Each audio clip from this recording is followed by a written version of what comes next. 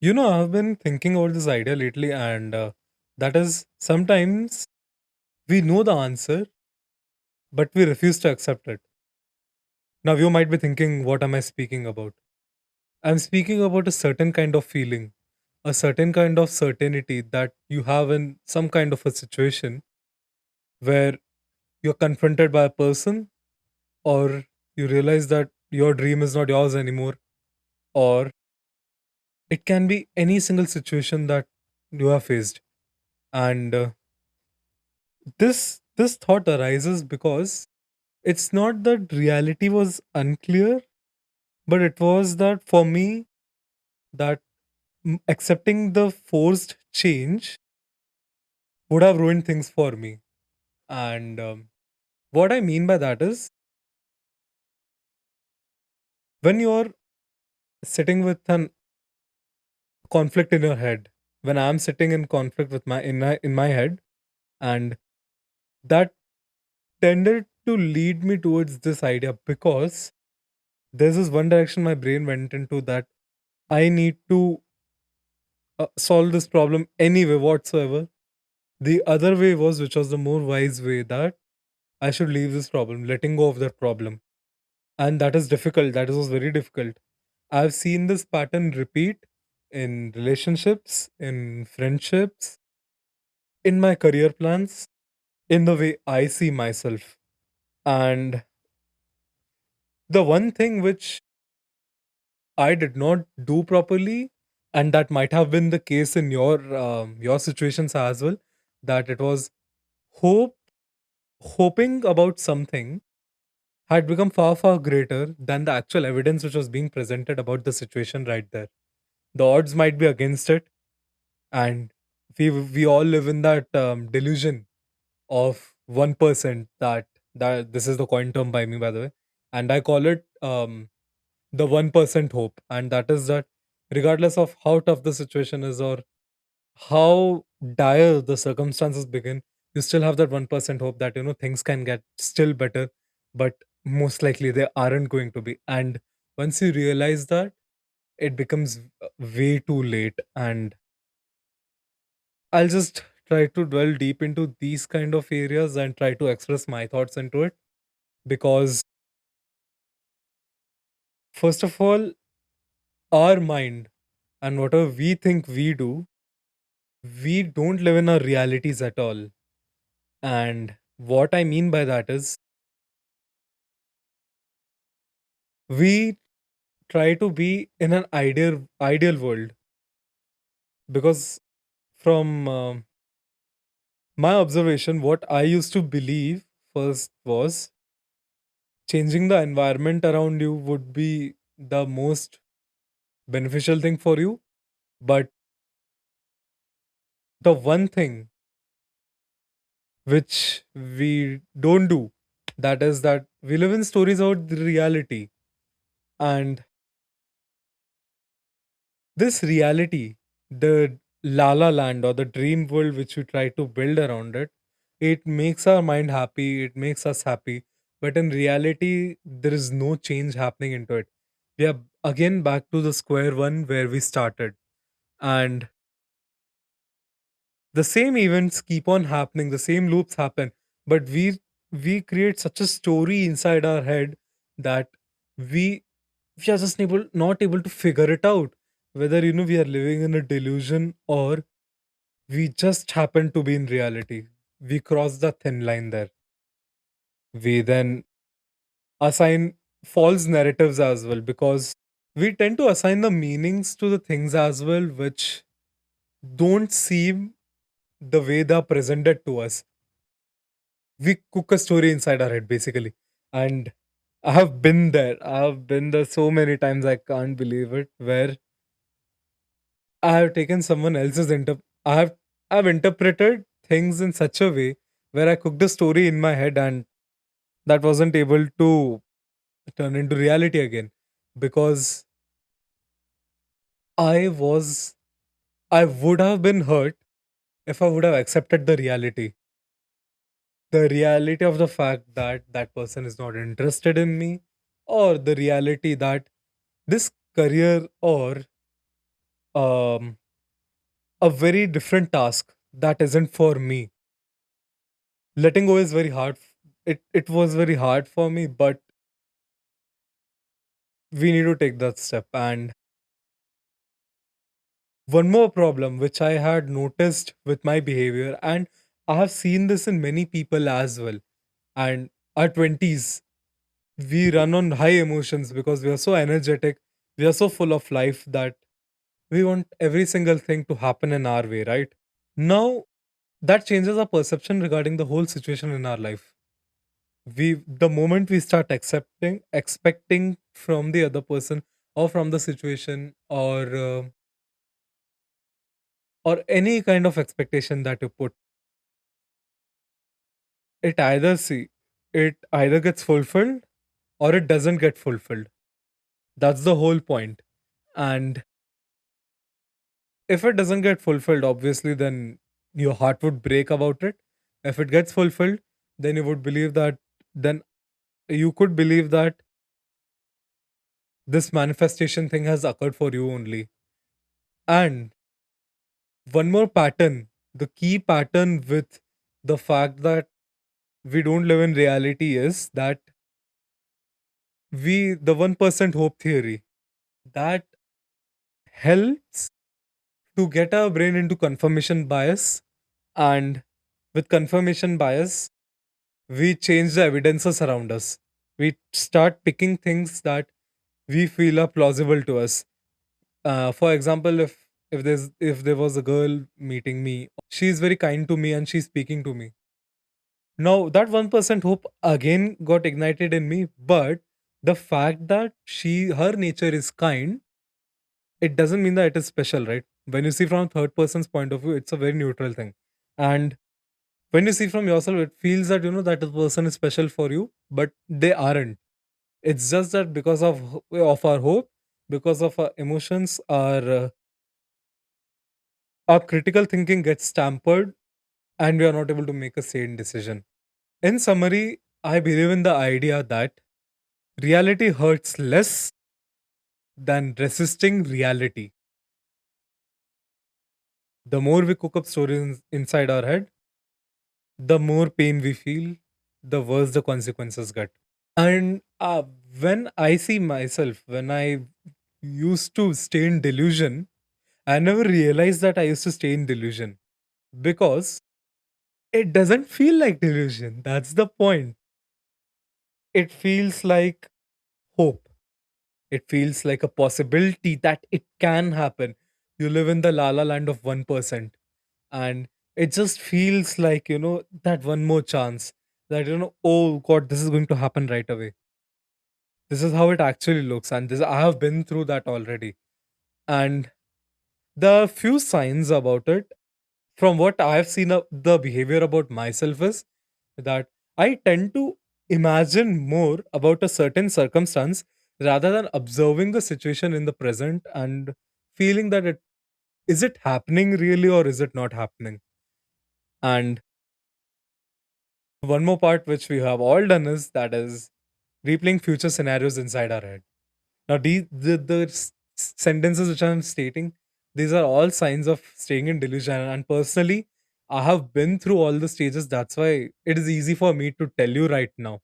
And it might be difficult to accept at first, but again, this is the reality of the human behavior as well.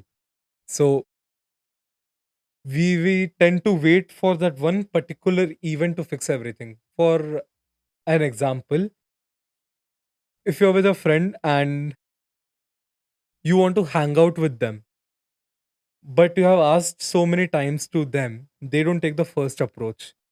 Now what happens? You wait.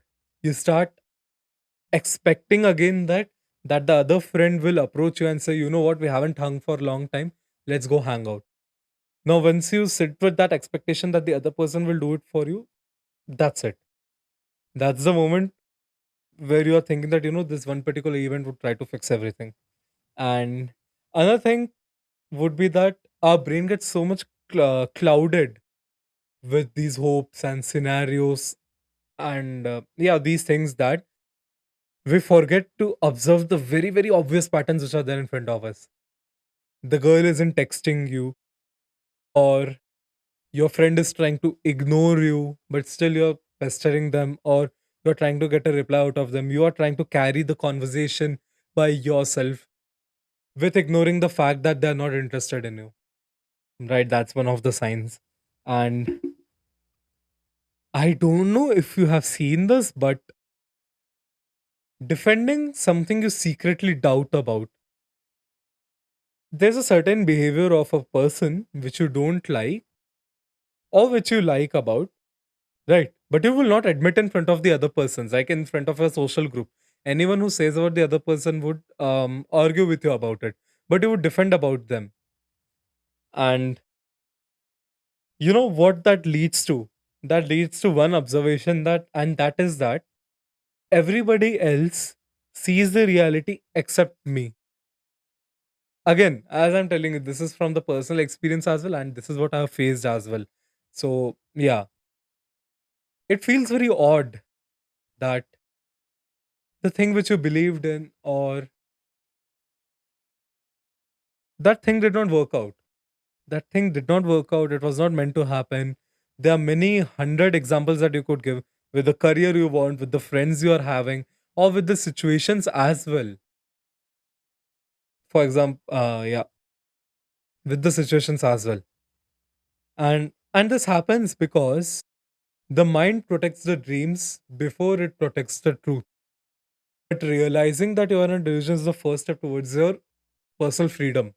It is the freedom from your own biases as well, to some extent. Now, the best example that I could think on delusion would be in relationships only. Not only, but relationships is a major factor, because there are certain things which I know, even if you have not been in a relationship, or if you have been in a relationship, or if you are in a relationship, this would apply to each and every single one of you. And that is example for mixed signals. The guy might be interested in you, but he doesn't show that. You're often just playing around with the mixed signals. We are waiting for the consistency. We are waiting for consistency from the other person to take the accountability and to maintain the similar pattern, but that does not happen at all. And we start hoping that their behavior changes. We listen to promises over the patterns which they are showing over a few number of times, which again occurs because in our mind we have kept them on a pedestal and we see them as correct. We just don't happen to see them as another human being at all. We see them as perfect, and that is why we um, tend to hope that their promises would be there. And this is the most relatable part for me, and that is confusing probability with possibility. Possibility is different, probability is different.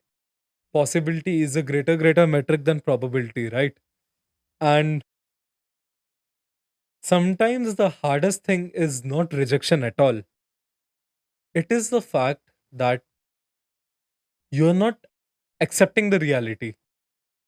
It is tough to accept the reality because you don't want to lose what you have got, but you want to even better it, right? But still, if you're not able to do it due to the lack of other person or due to the lack of your efforts as well, even though you know it, you still don't do it, right? That's the reason. And again, it all boils down to hope. Now, we shouldn't call ourselves stupid if we're delusional, because every single human being goes through that stage. And if you're seeing this video till now, that means that either you know me, or the second part, that is that you are really interested in knowing about this particular topic. So consider subscribing as well and commenting down. It gives me motivation to do different kind of videos as well. And yeah, I can share all my experiences on YouTube because I'm a podcaster, right? So yes. So if you feel that you are delusional, don't feel stupid about it. I used to feel stupid about it, and trust me, the amount of overthinking I did, it led me to some sort of a sad state for a temporary time. But let's get deeper into a topic that why we stay attached. right? And for that, I just want you to console yourself with this thought again, that delusional is not stupidity at all. It is protection. Now you might be confused that, what kind of protection am I talking about here? Well, from what I have seen is delusional, being delusional about someone or about a circumstance which is not going to happen in your life would be protecting from these major five factors only. The first factor would be grief, obviously, because we don't want anything to negative to happen with us, because negative leads you to sad state, and you don't want to stay in pain for longer period of time, right? And second problem, which I have seen mostly with um, myself to some extent, you could say, and with the people on social media, and that is rejection. Being delusional helps us over get the rejection, because we are actually not putting ourselves out there in front of the other person or that opportunity which is in front of us, and staying true to it. Since we are not true to it and we are letting it go, it's like a virus. It feels okay at first, but later on it becomes like a parasite, and it hijacks your brain ultimately. Hence, in terms of rejection, the more we avoid it, the worse we are able to face it as well. And with being delusional, I feel that uncertainty comes in part. Uncertainty about things, what the future might look like after that particular event has occurred, and changing ourselves. Because let's be honest, no one wants to change. We are comfortable the way we are. If we are comfortable with the way we are, we'll stay there, right? Why would we need to get out of the comfort zone and do every other thing? That is why being delusional actually does people more harm. And for me also, it hampered my mindset as well, because I was not able to let go of things. Being delusional, the word, see, I'm using the word delusional a lot more, and it could be replaced by hope, it could be replaced by probability. Delusional is a strong word, right? And hoping of something to happen often relates to the fact that we are not ready to let go anything, that particular thing, to be honest, right? And we live in a lala world of the fantasy. We have all been there.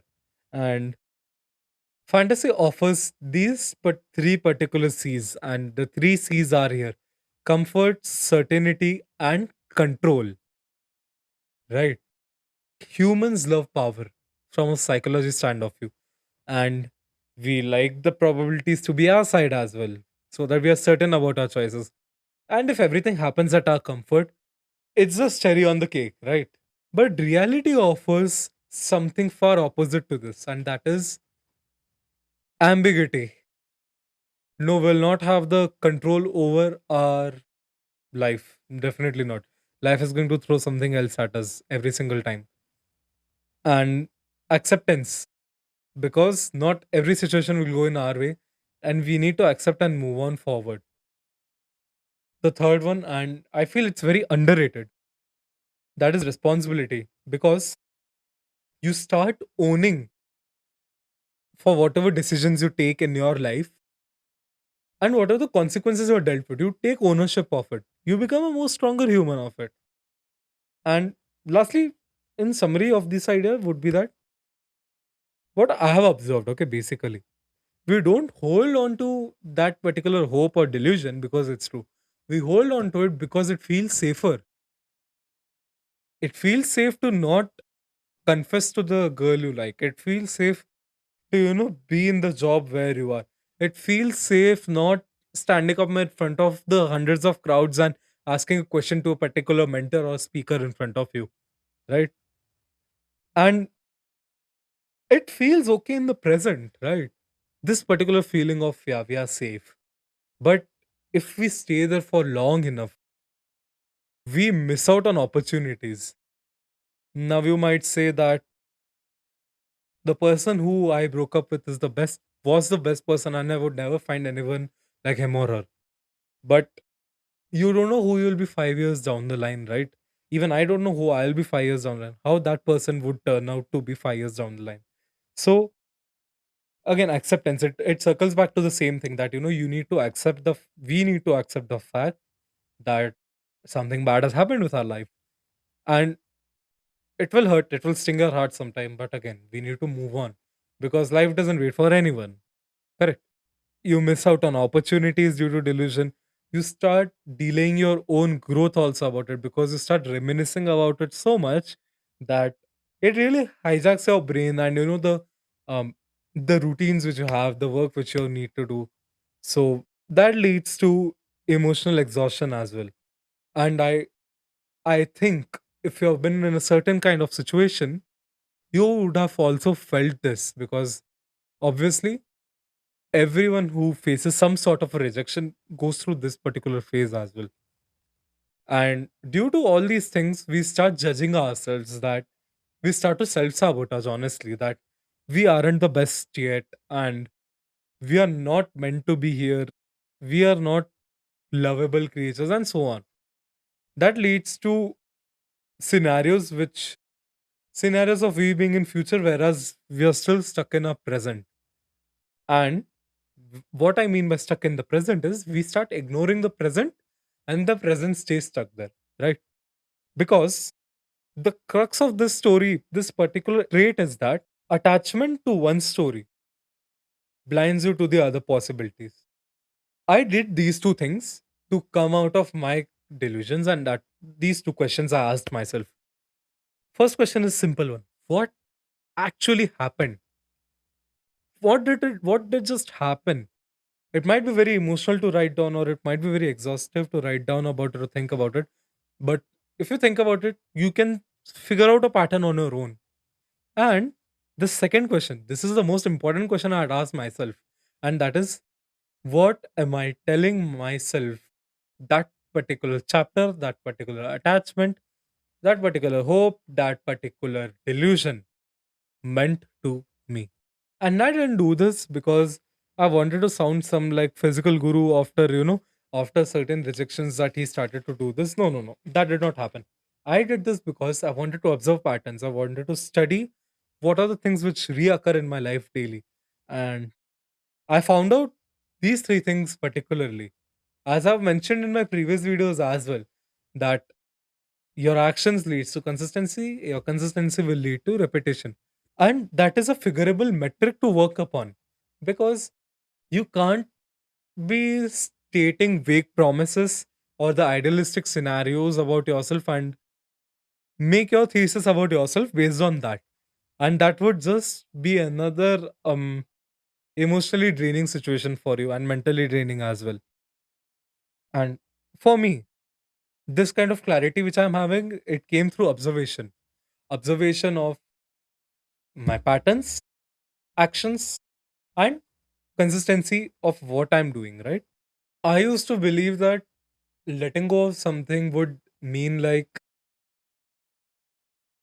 attaining some sort of a place where I would be alone, where I would be lonely, and it would be energy which would be all me, no one else, right? It's an egoistic approach. But I later on figured that out, that this wasn't the way. You can let go of things without being bitter. And this is the final part of the whole podcast which I made till now. This bridges the gap between the delusional world we live in, why that happens, what is the reality, and finally, how do you let go of that delusion? Right. I have observed three behaviors that when I think of letting go, I think about these three things. That is, people tend to become cynical. And what I mean by cynical is people stop trusting other people, and they just go on to not interact with everyone, right? And this has happened with me as well, that I stopped dreaming about certain scenarios, right? Dreaming about certain scenarios in the sense like I've just completely kick that out of my picture, right? And the third thing, obvious one, which is that we stop trusting people because obviously the emotional burden is so high on us. We feel that, all humans are deceitful and no situation is meant for us.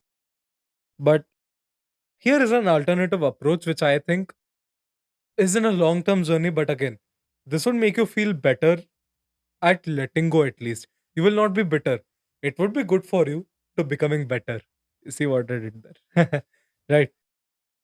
Trust the patterns which you have built about yourself. Trust the evidence which you found in the before example while attaining clarity by observation and accepting uncertainty, leaving room for reality, and expanding our life.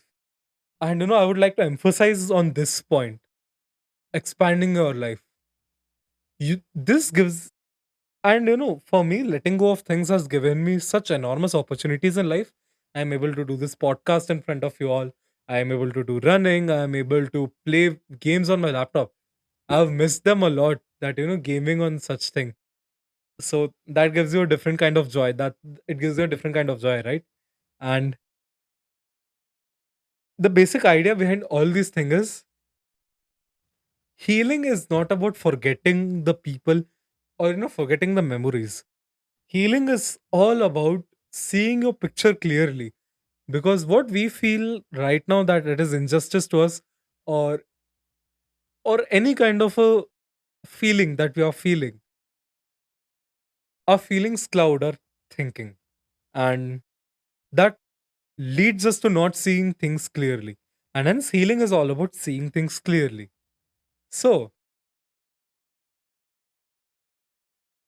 most people aren't trapped by reality of things, they are trapped by a version of reality that they have become attached to.